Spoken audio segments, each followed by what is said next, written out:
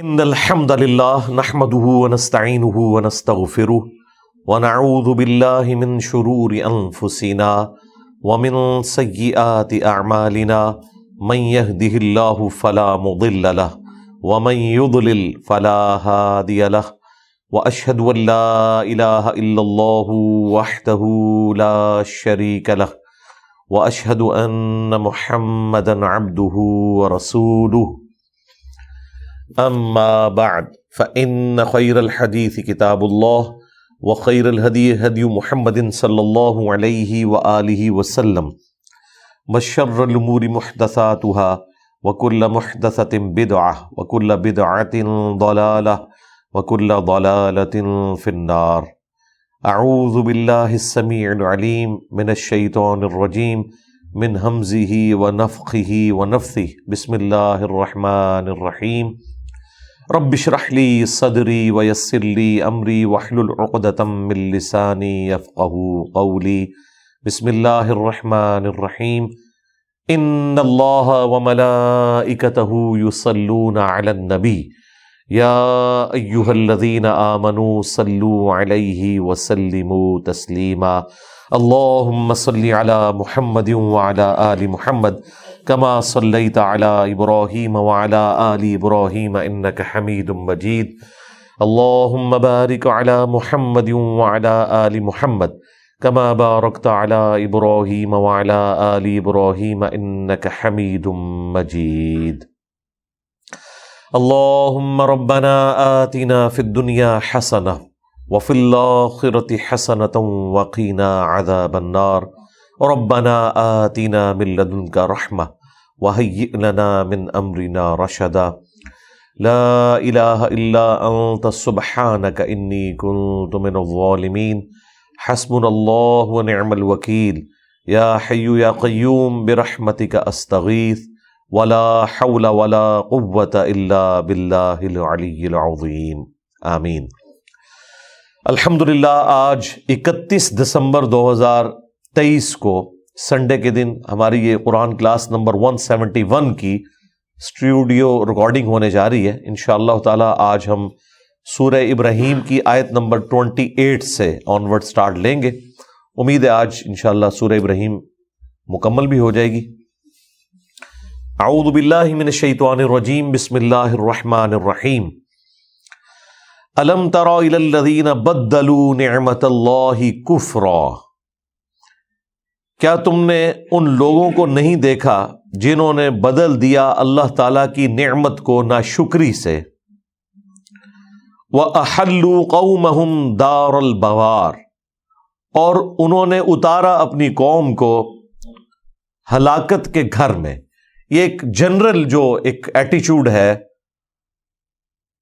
کفار کے سرداروں کا، جو انبیاء اکرام علیہ السلام کی دعوت کے خلاف کھڑے ہوتے ہیں، وہ خود تو ڈوبتے ہیں ساتھ اپنی قوموں کو بھی لے ڈوبتے ہیں. یہ تمام قوموں کے سرداروں کا یہی حال تھا جنہوں نے وقت کے پیغمبر کی آواز کے اوپر لبیک نہیں کہا. جہنم وہ دوزخ ہے، یصلونہا وبئس القرار، جس میں وہ جھونکے جائیں گے اور کیا ہی برا ٹھکانہ ہے. اللہم اجرنا من النار. آمین. وجعلوا للہ اندادا. اور انہوں نے اللہ تعالیٰ کے مد مقابل مد مقابل کھڑے کر لیے ہیں. لیضلوا عن سبیلہ، تاکہ لوگوں کو گمراہ کر دیں راہ حق سے. قل تمتعوا، اے نبی ان سے فرمائیے کہ کچھ وقت ہے، برت لو. فإن مصیرکم الی النار، پھر ان قریب تمہارا جو انجام ہے اس میں کوئی شک نہیں کہ وہ دوزخ کی آگ ہونے والی ہے. یعنی دنیا میں اللہ تعالیٰ اگر کافروں کو ڈھیل دیتا ہے تو اس کا مطلب ہرگز یہ نہیں ہے کہ اللہ تعالیٰ انہیں عذاب دینے پر قادر نہیں ہے، بلکہ اللہ تعالیٰ کی طرف سے یہ ڈھیل اس لیے ہوتی ہے کہ ان کے لیے بڑا عذاب مقدر ہو جائے. قرآن حکیم میں یہ ٹاپک کئی جگہ آیا کہ ہم جان بوجھ کے انہیں ڈھیل دیتے ہیں تاکہ یہ اپنی سرکشی میں اور بڑے عذاب کا یہ حقدار ہو جائیں. اگر پہلے تھوڑا عذاب ہونا تھا تو اب زیادہ ہو جائے. اللہم لا تجعلنا منہم اللہم اجرنا من النار۔ اب کفار کے بعد روئے سخن جو ہے وہ اہل ایمان کی طرف جا رہا ہے۔ اللہ کے محبوب صلی اللہ علیہ وآلہ وسلم کی مبارک زبان سے قل لعبادی الذین آمنوا، اے نبی فرما دیجئے میرے بندوں سے جو کہ ایمان لائے ہیں، یقیم الصلاۃ، کہ وہ نماز کو قائم رکھیں، صحیح نماز ادا کریں، پابندی کے ساتھ نماز کا جو حق ہے وہ پورا کریں۔ یہ جو نماز قائم کرنا ہے نا، اس میں کافی ساری چیزیں شامل ہیں۔ صحیح بخاری میں حدیث ہے کہ صفوں کو سیدھا کرنا یہ بھی نماز قائم کرنے سے ہے۔ اسی طریقے سے نماز کو وقت کے اندر ادا کرنا یہ بھی نماز کو قائم کرنا ہے، یعنی نماز کو کیجول نہ لیا جائے کہ وقت گزار کے پڑھا جائے۔ اسی طریقے سے نماز کو سنت کے مطابق ادا کرنا یہ بھی نماز قائم کرنے میں سے ہے۔ اور نماز کو آپ نے سر سے اٹھا کے نیچے نہیں پھینکنا، بلکہ پورے پروٹوکول کے ساتھ، پورے اہتمام کے ساتھ، دل جمی کے ساتھ پڑھنے کی کوشش کرنی ہے۔ یہ بھی نماز کو قائم کرنے میں سے ہے۔ اور سب سے مشکل جو نماز کو قائم کرنا ہے وہ یہ ہے کہ نماز پڑھنے کے بعد جو دنیا کی زندگی ہے، جو کاروبار کی زندگی ہے، جو مسجد سے باہر کی زندگی ہے، اس میں بھی انسان اسی کمٹمنٹ کے ساتھ اللہ تعالیٰ کو رسپانس کرے۔ یہ نہیں ہے کہ مسجد کا خدا کوئی اور ہے اور بازار کا خدا کوئی اور، رمضان کا خدا کوئی اور ہے اور غیر رمضان کا خدا کوئی اور۔ خدا تو ایک ہی ہے، لیکن مسلمانوں کی اکثریت کا ایٹیچیوڈ یہ ہے کہ وہ اپنے عبادات میں بعض اوقات بڑے پرفیکٹ ہوتے ہیں، لیکن اپنے معاملات کے اندر، حقوق العباد کے اندر کمزوریاں پائی جاتی ہیں۔ تو نماز پھر قائم کیا ہوئی؟ نماز کے اندر جو اللہ تعالیٰ سے عہد و پیما آپ نے کیا تھا، آپ نے پریکٹیکلی اس کی مخالفت کر دی۔ وَيُنْفِقُوا مِمَّا رَزَقْنَاهُمْ سِرًّا وَعَلَانِيَةً، اور خرچ کریں اس میں سے جو اللہ تعالیٰ نے ان کو دیا ہے، جو ہم نے ان کو دیا ہے، سِرًّا وَعَلَانِيَةً، چھپا کر بھی اور اعلانیہ بھی۔ اللہ کی راہ میں آپ نے مال خرچ کرنا ہے۔ قرآن حکیم میں درجنوں مقامات پر نماز قائم کرنے کے بعد جو دوسری چیز آئی ہے وہ اللہ کی راہ میں خرچ کرنا ہے۔ سورۃ البقرہ کے سٹارٹ میں بھی جو اہل ایمان کی نشانیاں آئی ہیں نا، اس میں بھی نماز صحیح طریقے سے ادا کرنا اور اس کے بعد اللہ کی راہ میں خرچ کرنا۔ اچھا، یہ اللہ کی راہ میں خرچ کرنا یہ دنیا کے مشکل ترین کاموں میں سے ہے، کیونکہ مال خرچ کرنا کوئی آسان کام تو نہیں ہے۔ مال خرچ کرنا اپنی زندگی دینے کے مترادف ہے، کیونکہ آپ نے زندگی کا وہ حصہ اس مال کو کمانے میں لگایا تھا۔ لہذا جب آپ اپنا مال اللہ کو دے رہے ہوتے ہیں نا، تو مال تو سمبل ہے، بیسیکلی آپ اپنی زندگی اللہ کو دے رہے ہوتے ہیں۔ یعنی 8 گھنٹے کی ایک شخص ڈیوٹی کرتا ہے، پورا مہینہ وہ ڈیوٹی کرتا رہتا ہے، اینڈ پہ وہ تنخواہ لیتا ہے۔ وہ تنخواہ لے رہا ہے اپنی زندگی کے تہائی حصے کو اس مزدوری میں جھونکنے کے عوض، اور جب اس مال میں سے وہ محنت سے جو کماتا ہے اللہ کی راہ میں خرچ کرتا ہے تو گویا اپنی زندگی اللہ کو دے رہا ہے۔ یہ چھوٹی چیز نہیں ہے۔ پھر دوسری بات، یہ جو مال انسان اللہ کی راہ میں خرچ کرتا ہے، اس کا اجر دنیا میں نہیں ملنا، مل بھی سکتا ہے لیکن بظاہر ہمیں نظر نہیں آتا۔ یہ اللہ تعالیٰ کے ڈیوائن بینک میں جا رہا ہے۔ اس کے بس آپ دنیا کے کسی کام میں مال صرف کرتے ہیں تو اس کا اجر آپ کو اسی وقت ملتا ہے۔ مثلا اگر کسی شخص نے ہوٹلنگ کرنی ہے تو پیسے دے اور کھانا کھا لے، لیکن اللہ کی راہ میں جب خرچ کرے گا تو اس کے عوض اسے دنیا میں تو بظاہر کچھ نہیں ملے گا۔ یہ لادہ بات ہے کہ اس کے عوض اللہ تعالیٰ اس کی کئی مصیبتیں ٹالے گا، اس سے زیادہ اس کا خرچہ ہو سکتا تھا وہ بچ جائے گا، مصیبتیں پریشانیاں اس سے ٹلیں گی، تو کسی بھی شکل میں آ سکتی ہیں۔ لیکن جو اصل اس کا اجر ہے وہ سورۃ البقرہ میں ہے کہ 700 گنا تک کر کے ہم قیامت کے دن لوٹائیں گے۔ اور اللہ تعالیٰ اپنی راہ میں خرچ کرنے کو یہ کہتا ہے کہ یہ قرض ہے جو تم اللہ کو دے رہے ہو، یعنی اللہ کہہ رہا ہے میں تمہارا مقروض ہوں۔ یہ اللہ تعالیٰ کی ایک قدر شناسی ہے انسان کے حق میں کہ دے رہا وہ ہے اور اسی کے دیے ہوئے میں سے جب اس کو ہم واپس کرتے ہیں تو کہتا ہے نہیں یہ تم نے مجھے قرض دیا ہے، میں 700 گنا کر کے لوٹاؤں گا۔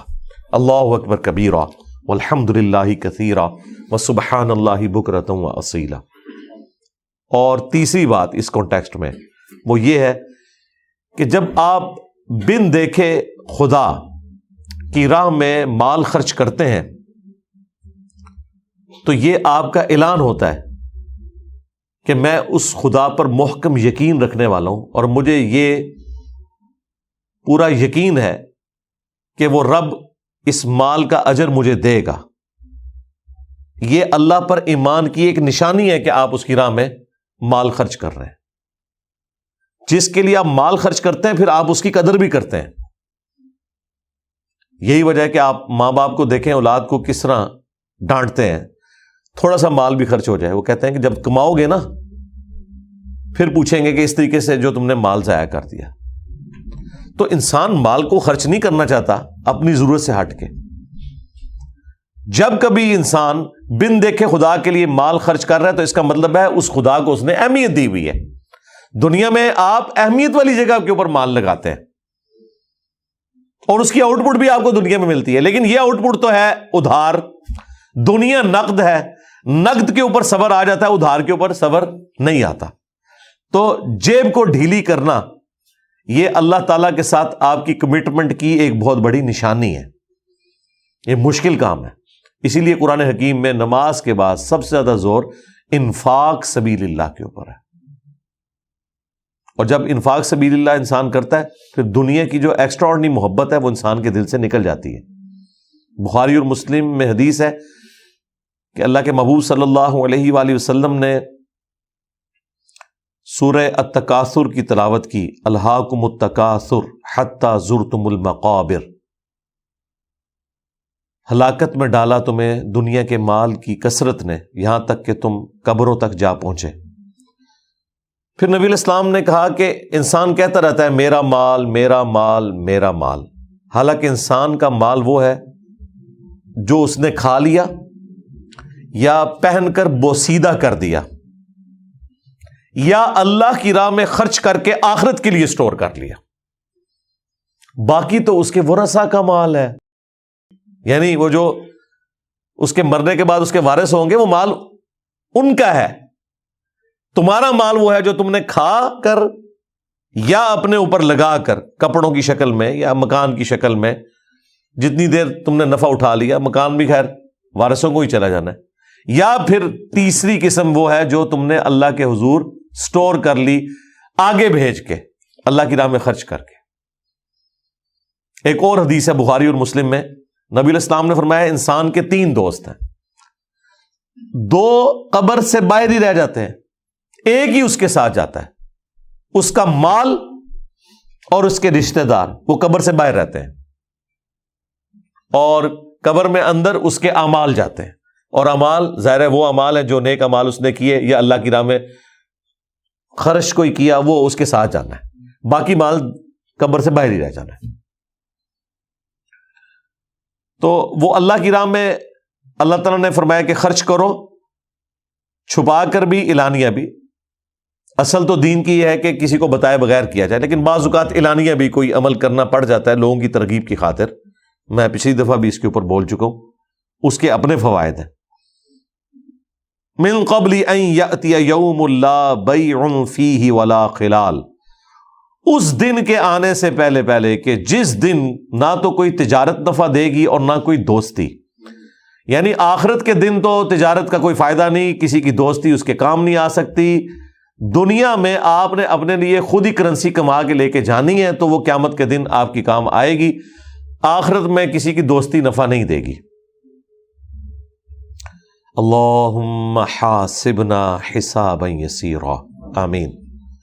اللہ الذی خلق السماوات والارض، اللہ ہی ہے جس نے پیدا کیا آسمانوں کو اور زمین کو۔ وانزل من السماء ماء، اور وہی ہے جس نے اتارا آسمان سے پانی۔ فاخرج به من الثمرات رزقا لکم، اور پھر نکالا زمین سے پھلوں کو اس پانی کے ذریعے، یعنی پانی کی برکت سے ہی درخت بڑے ہوتے ہیں، کھیتیوں کی شکل میں یا فروٹس والے درخت، ان کو جو خوراک ہے وہ پانی کے ذریعے ملتی ہے، جس کے اندر تمہارا رزق رکھا ہوا ہے۔ وَسَخَّرَ لَكُمُ الْفُلْكَ لِتَجْرِيَ فِي الْبَحْرِ بِأَمْرِهِ، اور اسی نے مسخر کر دیا ہے کشتیوں کو کہ وہ کشتی چلے پانی کے اندر اس کے حکم سے۔ ظاہر ہے اس کے ذریعے پھر رزق جڑا ہوا ہے، سفر جڑا ہوا ہے، یہ سب کچھ کشتی کے ساتھ جڑا ہوا ہے۔ اور اب تو یہ اس ماڈرن دور کے اندر جو سی فوڈ کی جو کیلکولیشنز آ رہی ہیں، وہ تو کہہ رہے ہیں کہ اگر پلانٹ ارتھ سے سب کچھ ختم ہو جائے، صرف سی فوڈ اتنا ہے کہ 1000 سال تک انسانیت اس سے کھا سکتی ہے۔ اللہ تعالیٰ نے ایسا بندوبست کیا ہے۔ اب دنیا میں تو اس وقت کئی ملکوں کی اکانومی سی فوڈ کے اوپر چل رہی ہے۔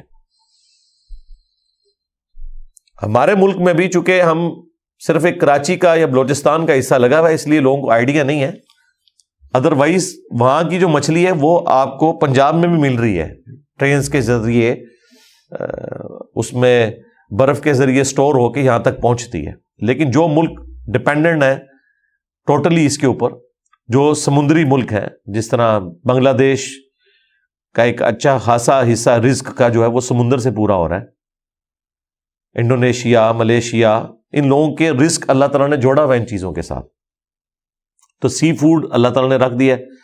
اللہ تعالیٰ فرما رہا ہے کہ یہ جو کشتیاں چلتی ہیں وہ اس کے حکم سے چلتی ہیں۔ ظاہر ہے اللہ تعالیٰ ہی نے ہواؤں کو مسخر کیا ہے انسان کے لیے، بادبان کی کشتیاں چلتی ہیں، پانی کے اندر قوت اچھال رکھی ہے، بوئنسی کی فورس، جس کی وجہ سے کشتی چلتی ہے۔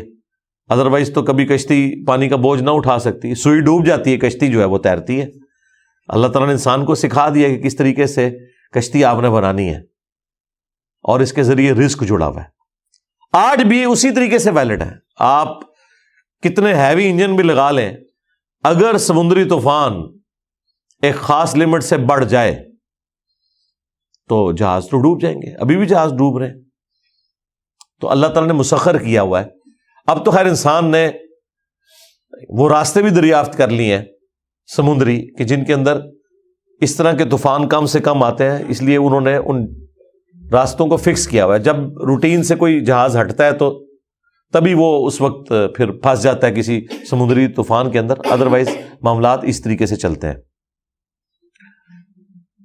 وَسَخَّرَ لَكُمُ الْأَنْهَارَ، اور اسی نے تمہارے لیے دریاؤں کو بھی مسخر کر دیا۔ ظاہر ہے دریاؤں کو مسخر کر کے ہم نے ڈیم بنائے۔ ڈیم آج کے نہیں بن رہے، ڈیم تو قبل از مسیح بن رہے ہیں، اور پھر ان دریاؤں کے پانی کو استعمال کر کے کھیتیوں کو سیراب ہزاروں سال سے کیا جا رہا ہے۔ ورنہ آپ بتائیے کہ اگر یہ پانی سمندر سے لانا پڑے، وہ تو خیر اس قابل بھی نہیں ہے، وہ تو نمکین پانی ہوتا ہے۔ گلیشیئرز کے اوپر یہ پانی سٹور ہوتا ہے پہاڑوں پہ۔ آپ ذرا کیلکولیشن کریں، ہزاروں کلومیٹر سے وہ پانی انڈر گریوٹی چلتا ہے، اس سے پہلے سورج اسے پگھلاتا ہے اور اس سے پہلے سٹور کرتا ہے اللہ تعالیٰ گلیشیئرز کی فارم میں۔ ورنہ پانی کو سٹور کرنے کے لیے تو ٹینک چاہیے نا، ان کی دیواریں ہوں، لیکن اللہ تعالیٰ نے کیا نظام رکھا ہے کہ ٹینک کے بغیر ہی پہاڑوں کے اوپر برف وہ جمی ہوئی حالت میں سٹور ہوتی ہے، اور وہ برف بھی وہاں سورج کے ذریعے پہنچی ہے، کیونکہ سورج نے ہی ایویپوریٹ کیا ہے سمندر کے پانی کو، نمک ادھر ہی رہ گیا، پانی ایویپوریٹ ہوا اور بارش کی شکل میں اور برف کی شکل میں گلیشیئرز کی فارم میں ہزاروں کلومیٹر دور اونچائی پہ پہنچا۔ یہ اب آپ کو اس اونچائی کی قدر بھی آئے گی، یہ جو نیچرل ہیڈ اللہ نے دیا ہوا ہے، اور پھر اسی سورج کے ذریعے اللہ تعالیٰ اسے پگھلاتا ہے، اور پھر پانی کے دریا چلتے ہیں بغیر کسی موٹر کے، انڈر گریوٹی چل رہے ہوتے ہیں۔ ظاہر ہے وہ نیچرل سلوپ رکھی ہوئی ہے، ورنہ پانی نہ چلے، اور ہماری زمینوں کو سیراب وہ دریا کرتے ہیں۔ اگر ہمیں وہ خود موٹر لگا کے یا جانوروں کے ذریعے پانی بھر کے لانا پڑے تو پھر تو انسان پہاڑوں پہ جا کے رہیں گے، یہاں تو آپ لا ہی نہیں سکتے۔ تو یہ واٹر سائیکل، یہ بھی اللہ تعالیٰ کے اتنے بڑے بڑے معجزات میں سے ہے۔ یہ اب اللہ تعالیٰ کی قدرت کی ساری نشانیاں اللہ تعالیٰ گنوا رہا ہے، اور اس کو پھر اللہ تعالیٰ کنکلوڈ کرے گا اس رکوع کی آخری آیت کے اندر۔ وَسَخَّرَ لَكُمُ الشَّمْسَ وَالْقَمَرَ، اور اسی نے مسخر کر دیا ہے سورج کو بھی اور چاند کو بھی. ویسے تو ہم سورج چاند کو پکڑ نہیں سکتے، نہ ان کے آربٹس کو چینج کر سکتے ہیں. مسخر ہمارے لیے کر دیا ہے، ہماری خدمت میں لگا دیا.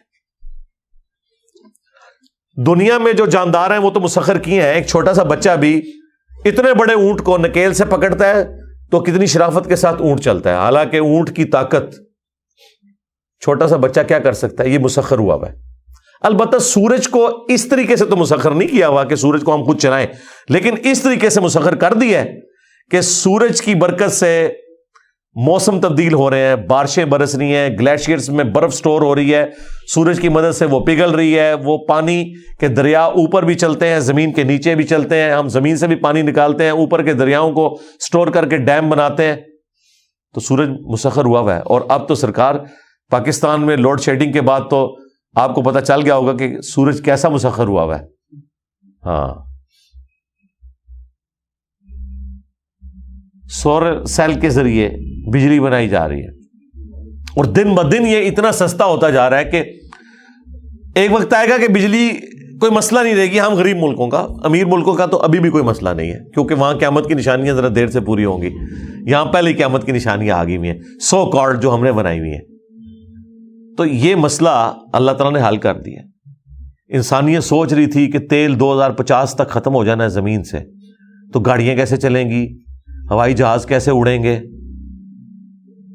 انرجی کی ایک آلٹرنیٹو چیزیں موجود تھی، ونڈ انرجی بھی، سولر انرجی بھی. مسئلہ آ رہا تھا اسے سٹور کیسے کریں.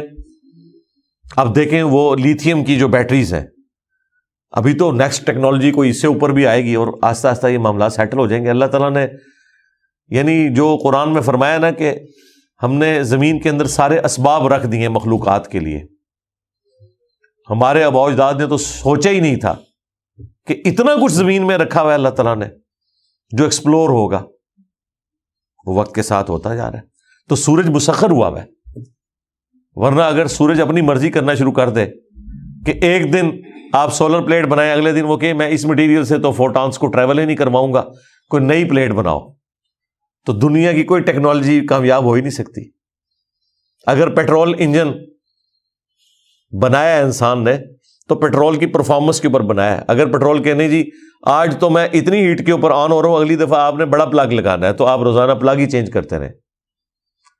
تو یہ جتنے فزیکل فینامنا آف نیچر ہیں یہ اللہ تعالیٰ نے انسان کے لیے مسخر کیے ہیں. خواہ انسان ڈائریکٹ انہیں کنٹرول کرے یا ان کے ذریعے نفع اٹھائے، بہرحال یہ اللہ تعالیٰ نے سب کچھ مسخر کر دیا ہے. وَسَخَّرَ لَكُمُ الشَّمْسَ وَالْقَمَرَ دَائِبَيْنِ، اور سورج کو اور چاند کو مسخر کر دیا ہے جو برابر چل رہے ہیں. ان کے ذریعے ہم لیونر ایئرس اور سولر ایئرس کا بھی اپنا معاملہ لے کے چلتے ہیں. یہ تو اگلے زمانوں میں بھی ہوتا تھا، اور اب تو کئی اور چیزیں سامنے آ گئی ہیں. ایون آپ چاند کی 14ویں رات کو اگر اپنی سولر پلیٹس کی کیلکولیشن دیکھیں نا تو کچھ واٹس وہ بنا رہی ہوتی ہے اس وقت بھی، کیونکہ روشنی کی وجہ سے بنا رہی ہوتی ہے نا. چاندنی راتوں میں بڑے تھوڑے سے، میرے پاس جو 7-8 kVA کا سسٹم لگا ہوا ہے، تقریباً 15 سے 20 واٹ وہ چاند کی رات میں بھی بناتا ہے. تو بہت بڑا ایک فگر اس اعتبار سے تو ہے 20 واٹ. اگر بہت بڑے لیول کے اوپر آپ دیکھ رہے ہیں کہ جس طرح چائنا کے اندر پہاڑوں کے اوپر انہوں نے جس طرح جنگلات اگے ہوتے ہیں اس طرح پلیٹیں لگائی ہوئی ہیں. تو جہاں پہ گیگا واٹس کے اندر یہ سسٹم لگے ہوئے ہیں وہاں تو ہزاروں واٹ تو پروڈیوس ہو ہی جائیں گے نا چاند کی روشنی میں بھی. تو یہ سب کچھ وہ حصہ مسخر ہوا ہے جو آج سائنس کی برکت سے ہمیں پتہ چل رہا ہے. اگلے زمانوں کے لوگ تو بس یہ کہتے تھے اچھا چاند گول ہو گیا، 14ویں تاریخ آ گئی، اب یہ ہاف ہو گیا، یہ 21ویں آ گئی، اور یہ کم ہوتے ہوتے یہ، اور پھر 7 تاریخ آئے گی تو یہ سیمی سرکل ہوگا، سرکل میں 14 ہو جائے گی، اور یوں ایک آسمانی کیلنڈر کے طور پہ اسے دیکھتے تھے. سورج کو بھی آسمانی کیلنڈر کے طور پہ لوگ دیکھتے تھے کہ سورج ادھر آیا، زور کا وقت ہو گیا ہے، اب یہ غروب آفتاب ہو گیا ہے، بس یہ تھا ٹوٹل.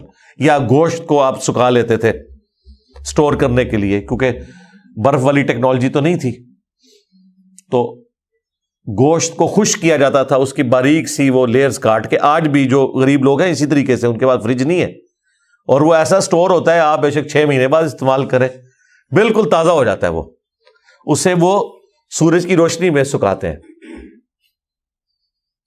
تو یہ چیزیں تھیں جو انسان کر رہا تھا. کپڑے خشک کر لیے دھوپ میں ڈال کے، وٹامن ڈی لے لیا صحت کے لیے، یہ ساری چیزیں ہوا کرتی تھی.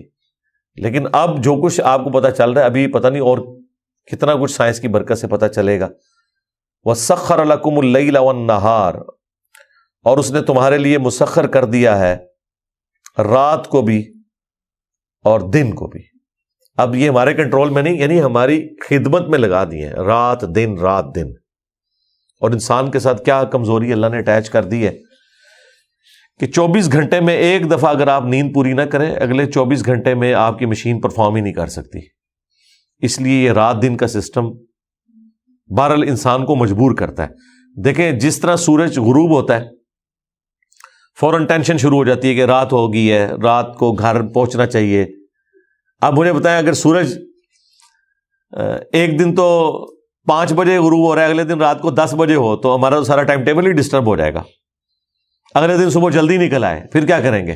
یہ سب کچھ جو روٹین کے مطابق چل رہا ہے، اس کی وجہ سے ہی ہم نے اپنے سارے معاملات کو سیدھا رکھا ہوا ہے. ادروائز تو ہم اپنے معاملات کو لے کے نہیں چل سکتے، نہ معاش کا سلسلہ نہ آرام کا سلسلہ. تو اللہ تعالیٰ فرما رہا ہے یہ ساری چیزیں ہم نے تمہارے لیے مسخر کی ہیں. وَآتَاكُم مِّن كُلِّ مَا سَأَلْتُمُوهُ، اور اس نے ہر چیز تمہیں عطا فرما دی ہے جو بھی تم اس سے سوال کرتے ہو، یعنی تمہارے لیے ریسورسز رکھ دی ہیں. وَإِن تَعُدُّوا نِعْمَتَ اللَّهِ، اور اگر تم اللہ کی نعمتوں کو گننا شروع کر دو، لَا تُحْصُوهَا، تم کبھی بھی ان کا شمار نہیں کر سکتے. یہ کنکلوژن ہے. بھائی کتنی گنوائی جائیں، یہ موٹی موٹی جو گنوائی ہیں نا، ان کی باریکیاں بھی گننی شروع کریں تو پھر وہی بات ہے جو اللہ تعالیٰ نے سورۃ الکہف میں اور سورہ لقمان کے اندر فرمائی ہے کہ اگر زمین کے سارے درخت جو ہیں یہ کلمے بن جائیں، سمندر جو ہے وہ سیاہی بن جائے اور 7 سمندر اور بھی شامل ہو جائیں، پھر بھی اللہ تعالیٰ کے کلمات ختم نہیں ہو سکتے. اللہ کی ہر نعمت اللہ تعالیٰ کے ایک کلمہ کن کی وجہ سے پروڈیوس ہوئی ہوئی ہے نا، یہ سب اللہ کے کلمات ہیں. ان الانسان لظلوم کفار، بے شک انسان جو ہے وہ ظالم ہے، زیادتی کرنے والا ہے، اپنے اوپر ہی، اللہ پہ نہیں، اور ناشکرا ہے. سب سے بڑی زیادتی کرتا ہے شرک کر کے. نعمتیں اللہ نے دی ہیں اور ان کو مخلوقات کی طرف منسوب کر دیتا ہے. اس لیے کہا گیا ان الشرک لظلم عظیم، بے شک شرک جو ہے یہ سب سے بڑا ظلم ہے کہ آپ کسی چیز کو اللہ کے مقابلے پہ کھڑا کر دیتے ہیں یا اللہ تعالیٰ کو اس کے مقام سے گرا کے نعوذ باللہ مخلوق کے مقام پہ لے آتے ہیں. یہ ظلم ہے.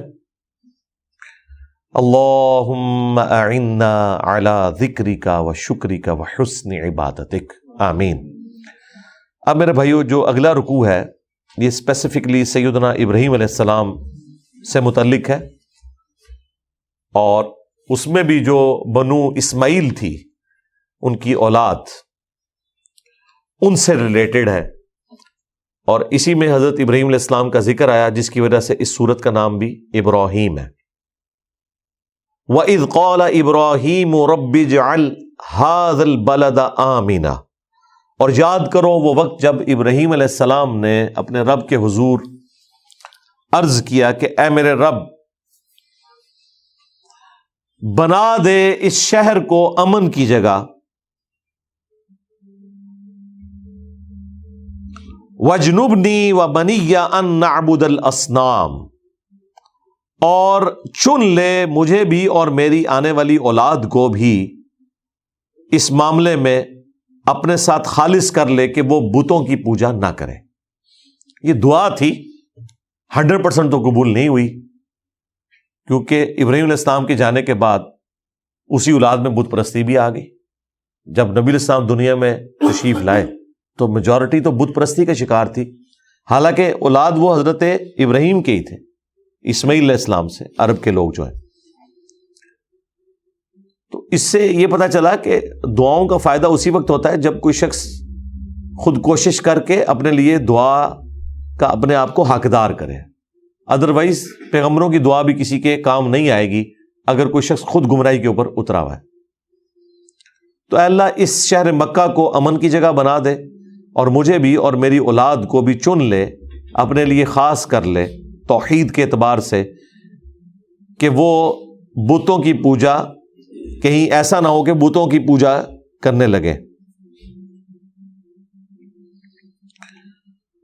رب انہن اضللن کثیرا من الناس، اے میرے رب ان بتوں نے تو گمراہ کر دیا بہت سے لوگوں کو۔ ظاہر ہے بتوں نے تو نہیں کیا، لیکن وہ ایک ذریعہ بنے، یعنی کئی لوگوں کے لیے بت بڑی اہمیت کے حامل ہو گئے کہ یہ بت تراش لیے، اور پھر جنہوں نے فرسٹ ٹائم تراشے تھے نا، انہوں نے بت بنائے، گمراہ ہوئے، لیکن آنے والی نسلیں جو ہیں وہ واقعی بتوں کی وجہ سے گمراہ ہو رہی ہوتی ہیں، کیونکہ ان بتوں کے ساتھ ان کی عقیدت جڑ جاتی ہے، تو واقعی بت ہی گمراہ کر رہے ہوتے ہیں۔ تو اس اعتبار سے یہ بات اس اینگل سے درست ہے۔ تو اکثریت کو گمراہ کر دیا۔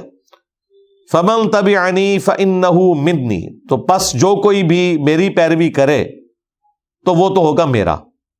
وَمَنْ عَصَانِي، اور جو میری نافرمانی کرے، تو اب ابراہیم علیہ السلام نے کہا میرا تو اسے کوئی تعلق نہیں ہے۔ فَإِنَّكَ غَفُورٌ رَحِيمٌ، تو بے شک اے اللہ تو بخشنے والا ہے، مہربان ہے۔ یہ پیغمبروں کا یہی طریقہ ہوتا ہے کہ وہ اپنی اتباع کرنے والوں کے بارے میں تو کانفیڈنٹ ہوتے ہیں، ان کی گارنٹی تو اٹھا لیتے ہیں، لیکن نافرمانوں کی کوئی گارنٹی نہیں اٹھاتے۔ زیادہ سے زیادہ یہ سفارش کر سکتے ہیں، اور یہ سفارش مختلف پیغمبروں نے کی ہے کہ اے اللہ یہ تیرے بندے ہیں جو گمراہ ہوئے، چاہے تو معاف کر دے، چاہے ان کو عذاب دے۔ جس طرح حضرت عیسیٰ علیہ السلام نے اللہ تعالیٰ سے قیامت کے دن یہ گفتگو کرنی ہے کہ جب انہیں پتا چلے گا کہ ان کے بعد یہ کچھ ہوا، تو انہوں نے کہا کہ سورۃ المائدہ کے آخری رکوع میں آتا ہے یہ تیرے بندے ہیں، چاہے تو انہیں بخش دے، چاہے عذاب دے۔ تو اللہ تعالیٰ فرمائے گا آج کے دن سچوں کو ان کا سچا عقیدہ فائدہ دے گا۔ اچھا، یہی آیت کا حصہ نبی علیہ السلام نے بھی پڑھا، صحیح مسلم میں حدیث ہے کہ نبی علیہ السلام ایک دن غم کی حالت میں بیٹھے ہوئے تھے اور بار بار کہہ رہے تھے اے اللہ میری امت، میری امت۔ اور پھر نبی علیہ السلام نے سورۃ المائدہ کی وہ آیت تلاوت کی، سورہ ابراہیم کی آیت تلاوت کی، پیغمبروں کا ذکر کیا کہ حضرت عیسیٰ ابن مریم کہیں گے اے اللہ یہ تیرے بندے ہیں، چاہے انہیں بخش دے، چاہے ان کی گرفت فرما۔ اور ابراہیم علیہ السلام نے بھی کہا کہ جو میری پیروی کرے گا وہ میرا ہے، اور جو میری نافرمانی کرے گا تو اس کا معاملہ تیرے سپرد، میرا اسے کوئی لینا دینا نہیں۔ لیکن اے اللہ میں وہ نہیں کہوں گا جو ابراہیم نے یا عیسیٰ نے کہا، میں کہوں گا میری امت۔ تو حضرت جبرائیل علیہ السلام حاضر ہوئے، صحیح مسلم کے الفاظ ہیں، انہوں نے کہا کہ اللہ تعالیٰ نے مجھے بھیجا ہے اور پوچھا ہے کہ ہمارے پیغمبر کیوں غمگین ہے، حالانکہ اللہ تعالیٰ جانتا ہے۔ تو اللہ تعالیٰ کے محبوب صلی اللہ علیہ وآلہ وسلم نے یہی بات سامنے رکھی، تو حضرت جبرائیل نے کہا کہ مجھے میرے رب نے آپ کے پاس بھیجا ہے اس خوشخبری کے ساتھ کہ ہم آپ کی امت کے معاملے میں آپ کو رسوا نہیں ہونے دیں گے۔ قرآن میں بھی اشارتاً اس کا ذکر ہے، وَلَسَوْفَ يُعْطِيكَ رَبُّكَ فَتَرْضَىٰ، ان قریب تمہارا رب تمہیں اتنا دے گا کہ تم اس سے راضی ہو جاؤ گے۔ عَسَىٰ أَن يَبْعَثَكَ رَبُّكَ مَقَامًا مَحْمُودًا، ان قریب تمہارا رب تمہیں ایسے مقام پر فائز کرے گا، مقام شفاعت کے اوپر، جہاں ہر شخص آپ کی حمد کرے گا، آپ کی تعریف کرے گا۔ تو نبی الاسلام کو اللہ تعالیٰ نے اس حوالے سے گارنٹی دی، لیکن یہ اوپن لائسنس نہیں ہے، وہ بخاری مسلم میں حدیث ہے، اللہ تعالیٰ نے ہر نبی کو دعا دی، وہ اس نے دنیا میں کر لی، میں نے اپنی دعا سنبھال کے رکھی ہے، قیامت کے دن یہ اللہ نے مجھے اذن دیا ہے کہ اس دعا کی برکت سے پوری امت کو نفع پہنچے گا۔ یہ بہت بڑی بات ہے کہ دعا ایک ہے اور امت تو کروڑوں میں، اربوں میں ہے، سب کو نفع پہنچے گا سوائے اس شخص کے جس نے دنیا میں شرک کیا ہوا، وہ والا معاملہ تو الگ سے ہے۔ البتہ نافرمانوں کے لیے جامعہ ترمذی میں، سنن ابن ماجہ میں حدیث ہے کہ میری شفاعت اللہ تعالیٰ میری امت کے گناہ کبیرہ کرنے والے لوگوں کے حق میں بھی قبول کر لے گا، لیکن وہ ہوگی اللہ کے اذن سے، جس کے لیے اللہ تعالیٰ چاہے گا۔ اللہم اجعلنا منہم، اللہ تعالیٰ ہمیں ان میں شمار کرے کہ جن کو اللہ کے محبوب صلی اللہ علیہ وآلہ وسلم کی شفاعت نصیب ہونے والی ہے انشاءاللہ تعالی۔ ربنا انی اسکنت من ذریتی، اے ہمارے پروردگار بے شک میں نے بسا دیا ہے اپنی اولاد کے کچھ حصے کو۔ ظاہر ہے کہ اولاد کے دو حصے تھے، ایک بنو اسرائیل جو حضرت اسحاق کے بیٹے تھے یعقوب جن کا لقب اسرائیل تھا، اور دوسرے یہ بنو اسماعیل جو حضرت اسماعیل علیہ السلام کی اولاد جن میں سے نبی الاسلام پیدا ہوئے۔ بواد غیر ذی زرع، ایک ایسی وادی میں کہ جو کھیتی باڑی کے لائق بھی نہیں۔ آج بھی چٹیل پہاڑ ہے مکے کے، پتھروں والے پہاڑ، یہ ہمارے والے پہاڑ نہیں ہیں جن کے اوپر مٹی ہے اور اس پہ گھاس اگتی ہے۔ ہمارے تو کہ یہ جو سرد پہاڑ ہیں ان کے اوپر بھی آپ دیکھیں انہوں نے گرمیوں کے موسم کے اندر گندم اور باقی چیزیں اگائی ہوتی ہیں۔ عرب کے جو مکے کے پہاڑ ہیں نا وہ کالے پتھروں کے اوپر مشتمل ہیں، پتھر میں سے تو سبزہ نہیں نکلتا، اس طرح کے پہاڑ ہیں۔ اگر تھوڑی بہت اس پہ مٹی جم بھی جائے تو جب بارش آتی ہے تو وہ اس پہ ٹھہرتی بھی نہیں ہے۔ تو ایسی وادی میں عند بیتک المحرم، تیرے حرمت والے گھر کے پاس، وہ سورہ حج میں آگے چل کے آئے گا کہ ابراہیم علیہ السلام کے لیے اللہ تعالیٰ نے وہ بنیادیں ظاہر کر دی تھی جو آدم علیہ السلام کے زمانے میں خانہ کعبہ بنا ہوا تھا اور اس کی وقت کے ساتھ عمارت جو ہے منہدم ہو گئی تھی، وہ ساری اس کی بیسمنٹ ظاہر کر دی، جو آج کے زمانے میں ہم ڈی پی سی کہتے ہیں، جو بنیادیں، پھر اس کے اوپر انہوں نے دوبارہ سے خانہ کعبہ کو تعمیر کیا۔ ربنا لیقیموا الصلاۃ، اے رب ہمارے اس لیے کہ یہ نماز کو قائم کریں، فجعل افئدۃ من الناس، پس بنا دے تو لوگوں کے دلوں کو ایسا، تہوی الیہم، کہ لوگ ان کی طرف آئیں۔ اور یہ ابراہیم علیہ السلام کی ایسی دعا لگی ہے کہ مکہ بالکل چٹیل جگہ ہے لیکن دنیا کا ہر فروٹ، ہر نعمت وہاں پہ ملتی ہے الحمدللہ۔ وارزقہم من الثمرات لعلہم یشکرون، اور وہ ہر طرح کے پھل رزق یہاں پائیں تاکہ وہ تیرا شکر ادا کریں۔ ربنا انک تعلم ما نخفی وما نعلن، اے اللہ، اے رب ہمارے، بے شک تو ہی جانتا ہے جو ہمارے دل میں چھپا ہوا ہے اور جو ہم ظاہر کرتے ہیں وہ تیرے علم میں ہے۔ وما یخفی علی اللہ من شیء فی الارض ولا فی السماء، اور اللہ تعالیٰ پر کوئی بھی چیز پوشیدہ نہیں ہے، نہ زمین میں اور نہ آسمان میں۔ یہ ساری باتیں کرنے کے بعد اب ابراہیم علیہ السلام اللہ کے حضور دعا کر رہے ہیں، الحمدللہ الذی وہب لی علی الکبر اسماعیل و اسحاق، تمام تعریفیں اس اللہ کے لیے ہیں جس نے اس بڑھاپے کی عمر میں مجھے اسماعیل اور اسحاق دیے۔ یہ آپ جیسے جو نوجوان لوگ ہیں وہ اس تکلیف کا کبھی احساس کر ہی نہیں سکتے۔ یہ ذرا پوچھیں ابراہیم علیہ السلام 87 سال کی عمر جب ان کی ہوئی ہے نا، 87 ایئرز، تو پہلا بچہ پیدا ہوا ہے، ہاں جی، اسماعیل، اور جب 99 ایئرز ان کی عمر ہوئی ہے اور بچے کی عمر 12 سال، تو حکم آ گیا سورہ صافات میں آیا کہ اب اسے قربان کرو۔ تیار ہو گئے۔ حضرت یعقوب علیہ السلام کے جو والد ہیں اسحاق، وہ بعد میں پیدا ہوئے ہیں۔ یہاں سے آپ کو ترتیب بھی پتہ چل گئی کہ اسماعیل علیہ السلام بڑے ہیں اور اسحاق علیہ السلام چھوٹے ہیں۔ تو وہ ابراہیم علیہ السلام شکر ادا کر رہے ہیں کہ آلموسٹ آپ سمجھ لیں 90 ایئرز کی ایج میں اولاد ہو رہی ہے، تو تمام تعریفیں اس اللہ کے لیے کہ اس نے اس بڑھاپے میں مجھے اولاد دے دی ہے، اور اس عمر میں عورت بھی بوڑھی، اللہ تعالیٰ نے اولاد دے دی حضرت سارہ کو۔ ان ربی لسمیع الدعاء، بے شک میرا رب سننے والا ہے دعاؤں کا۔ حضرت سارہ بوڑھی ہو چکی تھی، لیکن حضرت ہاجر جو تھی، یہ لفظ ہاجرہ غلط ہے، ہاجر، وہ ینگ تھی۔ ان سے حضرت اسماعیل علیہ السلام پیدا ہوئے، اور بعد میں ظاہر ہے وہ جیلسی فیکٹر بھی تھا دونوں بیویوں کا، اس کا سلوشن اللہ تعالیٰ نے یہی نکالا کہ ان کو آپ مکے کے پاس ٹھہرائیں. ظاہر اللہ کا ایک پلان تھا وہاں بنو اسماعیل کو آباد کرنا ہے, لیکن ریزن یہ والی بنی تھی.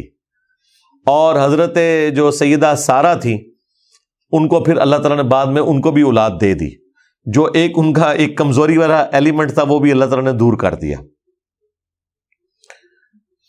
تو بے شک میرا رب دعاؤں کا سننے والا ہے. اب وہ مشہور زمانہ دعا آ رہی ہے, رب اجعلنی مقیم الصلاۃ ومن ذریتی, اے رب ہمارے بنا دے مجھ کو نماز کا پابند, نماز کا قائم کرنے والا, اور میری اولاد کو بھی. ربنا وتقبل دعا, اور اے رب ہمارے اس التجا کو, اس دعا کو ضرور قبول فرما. ربنا اغفر لی, اے رب ہمارے بخش دے مجھے, ولوالدی, اور میرے ماں باپ کو, وللمؤمنین, اور اہل ایمان کو, یوم یقوم الحساب, قیامت کے اس دن جو حساب و کتاب کا دن ہے. الٹیمیٹلی ہم سب کو کامیاب فرما, اس دن بخش دے. اللہم اجعلنا منہم. یہ دعا عام دعاؤں میں بھی پڑھنی چاہیے, تشہد میں بھی سنت دعاؤں کے بعد اس دعا کو ایڈ کریں. صحیح بخاری میں حدیث ہے کہ جب درشی پڑھ چکو اس کے بعد جو چاہو اپنے رب سے مانگو, اس میں اس دعا کو بھی شامل کریں. اس دعا کی برکت ہے کہ آپ اپنے ماں باپ کے لیے, اپنی اولاد کے لیے, اور تمام اہل ایمان کے لیے اس میں دعا کرتے ہیں. بڑی پرفیکٹ دعا ہے. اور اس دعا میں ایک لطیف سا اشارہ ہے جس کی وجہ سے جو اہل تشیع مکتب کے علماء ہیں اور بریلوی مکتب کے علماء, ان کا موقف مضبوط ثابت ہوتا ہے کہ ابراہیم علیہ السلام کے جو والدین تھے وہ کفر کی حالت میں نہیں تھے, کیونکہ قرآن حکیم میں ابی کا لفظ جو ہے وہ باپ کے لیے استعمال ہوا, اور ابی چچا کو بھی کہتے ہیں کیونکہ چچا بھی باپ کی مثل ہے. صحیح مسلم میں حدیث ہے, چچا باپ کی مثل ہے. لیکن والد جو ہے نا وہ صرف آپ کے اپنے اوریجنل باپ کے لیے استعمال ہوتا ہے. والد آپ چچا کو نہیں کہہ سکتے کیونکہ اس سے آپ کی ولادت ہوئی ہوئی ہے. اور قرآن حکیم میں سورہ توبہ میں بھی آیا اور باقی جگہوں پہ بھی, سورہ مریم کے اندر ذکر آیا. کسی اہل ایمان کے لیے, کسی پیغمبر کے لیے یہ شایع نہیں کہ جب اسے پتہ چل جائے کہ اس کے قریبی رشتہ دار کفر کی حالت میں مرے ہیں کہ وہ ان کے لیے دعائے مغفرت کرے. اور پھر اللہ تعالیٰ نے کلیئر کیا کہ ابراہیم نے جو اپنے باپ کے لیے دعا کی تھی نا, وہ اس وعدے کے سبب تھی جو انہوں نے نکلتے وقت کیا تھا کہ ابا جان آپ مجھے نکال رہے ہیں لیکن میں آپ کے لیے دعا کرتا رہوں گا. اور جب ابراہیم کو پتا چلا کہ وہ اللہ کا دشمن ہے, پھر انہوں نے اپنے باپ کے لیے دعا نہیں کی. یہ قرآن کے الفاظ ہیں سورہ توبہ کے اندر. اب مجھے بتائیں, جب پتا چل گیا اللہ کا دشمن ہے اور دعا نہیں کی, تو یہ بڑھاپے میں, آخری وقت میں, 100 سال کی عمر میں, کیونکہ 100 سال کی عمر تو ہو چکی, حضرت اسحاق بھی پیدا ہو چکے ہیں, دوبارہ سے پھر کیوں دعا کر دی ابراہیم علیہ السلام نے؟ اللہ تو کہہ رہے ہیں انہوں نے پھر دوبارہ دعا نہیں کی جب انہیں پتا چل گیا. جب وہ نکالے گئے تو بتا دیا اللہ تعالیٰ نے کفر کی حالت میں مرے. تو یہ اس بات کا ثبوت ہے کہ واقعی وہ جو ابی کا لفظ آیا وہ چچا کے لیے آیا تھا. اور تورات میں اس کی ڈیٹیل ملتی ہے.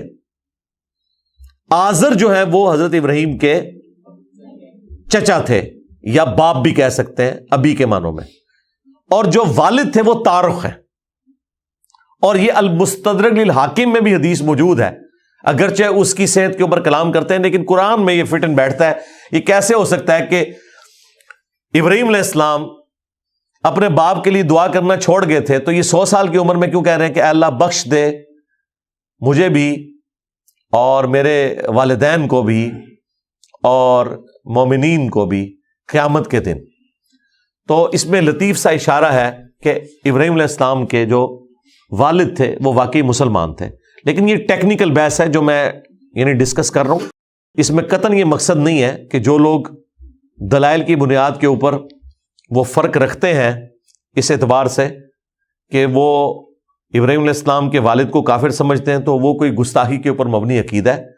اس کا جواب ہمارے استاد مولانا اسحاق صاحب رحمہ اللہ نے بڑا پیارا دیا تھا کہ اگر نبی کے جسم کا ٹکڑا کافر ہو سکتا ہے نا, تو نبی کے باپ کا، والد کا کافر ہونا یہ چھوٹی چیز ہے، کیونکہ نبی کے جسم کا ٹکڑا جو اس کی اپنی اولاد ہے وہ تو اس کے جسم کا حصہ ہوتی ہے نا، اسے تو کافر نہیں ہونا چاہیے تھا کیونکہ وہ نبی کے جسم کا حصہ ہے، جبکہ نبی کا جو والد ہے وہ نبی کے جسم کا حصہ نہیں ہے، نبی اس کے جسم کا حصہ ہے۔ تو اگر نوح علیہ السلام کا بیٹا کفر کی حالت میں مرا، سورہ ہود میں آیا، تو یہ بڑا پرابلم ہے بنسبت اس کے کہ کسی پیغمبر کا والد کافر ہو۔ لیکن چونکہ یہاں پہ لوگوں کی جذباتی ڈاکٹرن جڑی ہوئی ہے، اس کے اوپر باقاعدہ مناظرے ہوتے رہے ہیں تاریخ کے اندر، ابھی بھی بریلوی اس کی بنیاد کے اوپر، اور شیعہ اہل حدیث کو گستاخ رسول کہتے ہیں اور وہ ان کا رد کرتے ہیں۔ لیکن جو آیت جس کے سپورٹ میں آتی ہے، میں کوشش کرتا ہوں کہ اسے اس حوالے سے ایڈریس کر دیا جائے تاکہ آپ کو پتہ چل جائے کہ ہاں یہ دلائل وہ اس سے اخذ کرتے ہیں اور وہ کوئی دلیل ان کی کمزور نہیں ہے، یہ سپورٹو بھی ہے۔ اب یہ جو آخری رکوع ہے یہ قیامت سے ریلیٹڈ ہے۔ وَلَا تَحْسَبَنَّ اللَّهَ غَافِلًا عَمَّا يَعْمَلُ الظَّالِمُونَ، اور تم ہرگز یہ خیال نہ کرنا کہ اللہ تعالیٰ بے خبر ہے ظالموں کے برے کرتوتوں سے۔ یعنی اگر اللہ تعالیٰ ڈھیل دے رہا ہے تو اس کا قطعاً یہ مقصد نہیں ہے کہ اللہ کو پتہ ہی نہیں ہے کہ یہ لوگ کیا کر رہے ہیں، یہ اس کا ڈیوائن پلان ہے کہ اس نے پردے میں رہنا ہے، ڈھیل دینی ہے، گرفت آخرت میں کرنی ہے۔ انما یؤخرہم لیوم تشخص فیہ الابصار، وہ تو انہیں صرف ڈھیل دیتا رہتا ہے اس دن کے لیے جو آخرت کا دن ہے، جب آنکھیں خوف کے مارے کھلی کی کھلی رہ جائیں گی۔ مہطعین مقنعی رؤوسہم، اور لوگوں کی حالت کیا ہوگی؟ بھاگم بھاگ جا رہے ہوں گے اپنے سروں کو اٹھائے ہوئے حیرانگی کی حالت میں۔ لا یرتد الیہم طرفہم، اور ان کی پلکیں بھی نہیں جھپک رہی ہوں گی خوف کے مارے۔ وَأَفْئِدَتُهُمْ ہَوَا، اور دہشت کے مارے ان کے دل اڑ چکے ہوں گے۔ وَلِعَوْذُ بِاللَّهِ تَعَالَى۔ وَأَنذِرِ النَّاسَ يَوْمَ يَأْتِيهِمُ الْعَذَابُ، اور اے محبوب صلی اللہ علیہ وآلہ وسلم لوگوں کو ڈر سنائیے اس دن کہ جس دن یوم یأتیہم العذاب، عذاب آ جائے گا، فیقول الذین ظلموا، اور اس دن کہیں گے ظالم لوگ، ظلم تو لوگوں نے اپنے اوپر خود ہی کیا ہوا نا، گناہ کے ذریعے، فسق کے ذریعے، شرک کے ذریعے، ربنا اخرنا الی اجل قریب، اے رب ہمارے ہمیں تھوڑی دیر کے لیے مہلت دے دے، نجب دعوتک، کہ ہم دعوت پر لبیک کہہ لیں۔ یعنی اب یہاں پہ پھر اس موت کا ذکر ہے، جو انسان کی اپنی موت ہے، جو انڈیویجول کی قیامت ہے، کہ جب موت کا وقت قریب آئے گا تو جو اللہ کے نافرمان لوگ ہیں وہ کہیں گے یا اللہ تھوڑی سی مہلت دے دے کہ ہم دعوت قبول کر لیں تیری، وَنَتَّبِعِ الرُّسُلَ، اور پیروی کریں تیرے رسولوں کی۔ یعنی موت کے وقت جو فاسقین ہیں، مجرمین ہیں، ان کی حالت یہ ہوتی ہے کہ وہ کہتے ہیں کہ یا اللہ تھوڑی دیر کی ہمیں مہلت دے دے، ہم دعوت حق قبول کر لیں گے، تیرے پیغمبر کی پیروی کریں گے۔ اولم تکونوا اقسمتم من قبل ما لکم من زوال، اے کافرو کیا تم قسمیں نہیں اٹھایا کرتے تھے اس سے پہلے کہ تمہیں یہاں پر کبھی زوال نہیں آنے والا، تم نے کبھی اس دنیا سے جانا ہی نہیں ہے۔ اچھا، یہ موت کے وقت ہوگا اور آخرت میں الگ سے ہے، وہاں پر یہ کافر کہیں گے کہ اللہ ہمیں دنیا میں واپس بھیج دے تاکہ ہم تیرے نبی کی دعوت کو قبول کریں، اب ہم اس طرح کی زندگی نہیں گزاریں گے۔ لیکن سورۃ الانعام میں آیا کہ اگر ہم انہیں دوبارہ بھی دنیا میں بھیج دیں یہ پھر بھی وہی کرتوت کریں گے، والعیاذ باللہ تعالی۔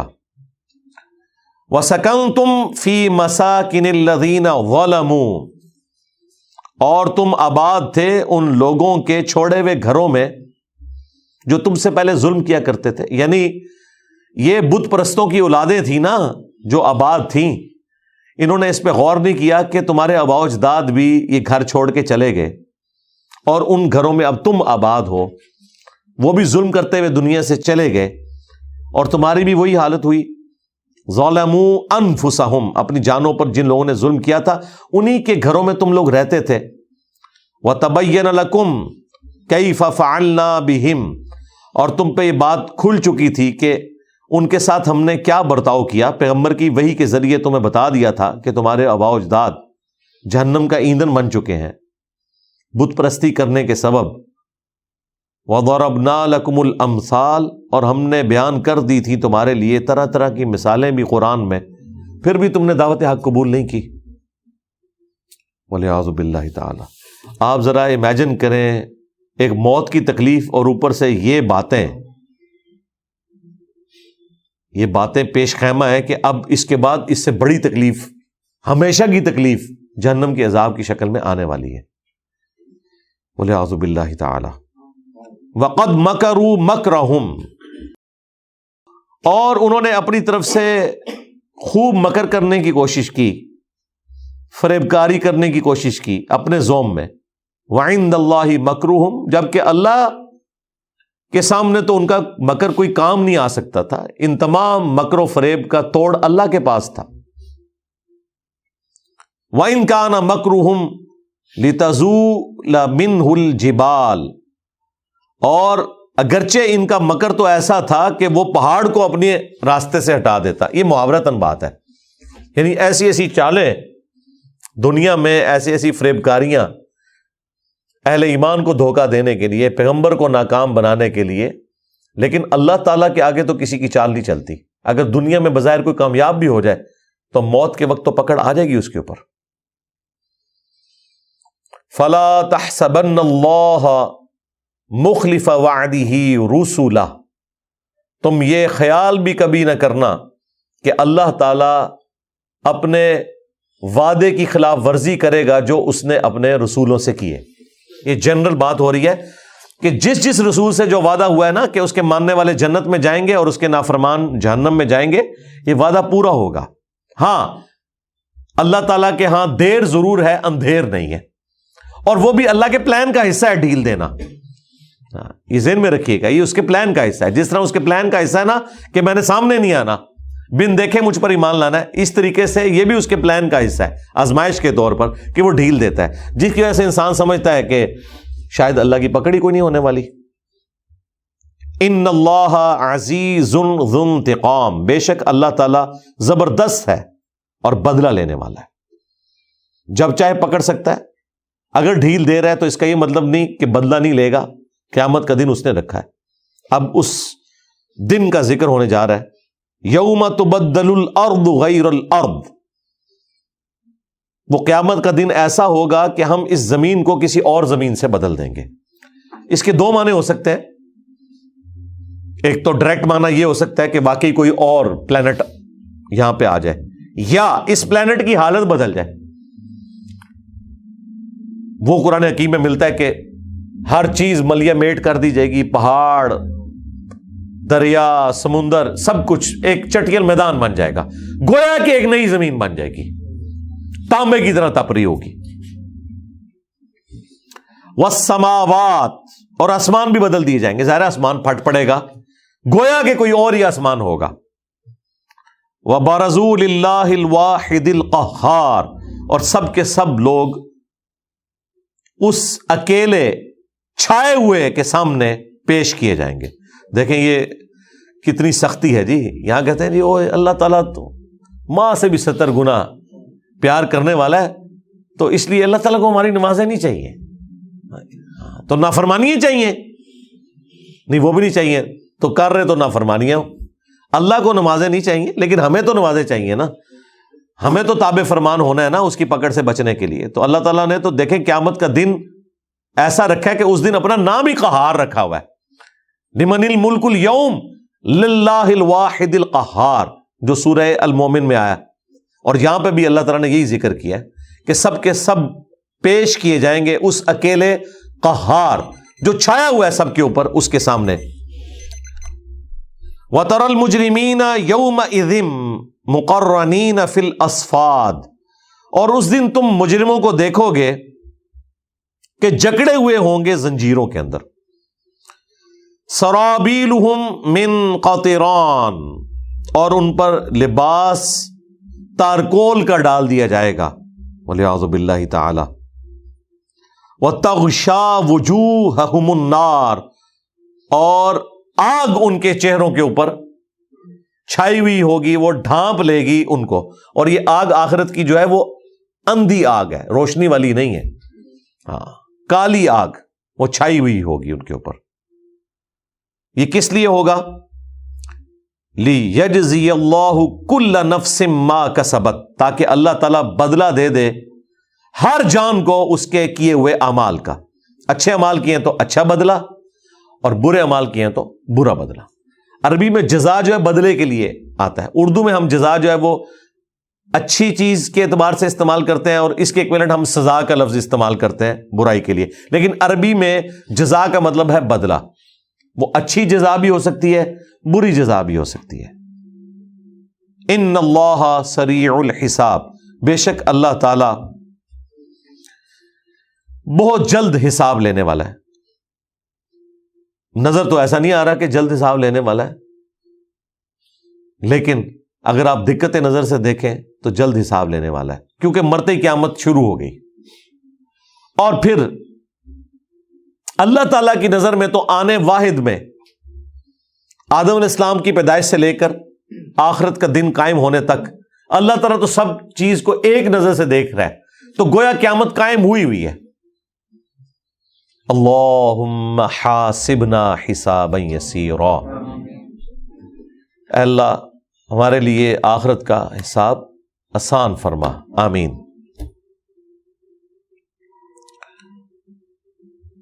ھذا بلاغ للناس، یہ صورتیں جب کنکلوڈ ہوتی ہیں نا تو بڑی رکت والی گفتگو ہوتی ہے.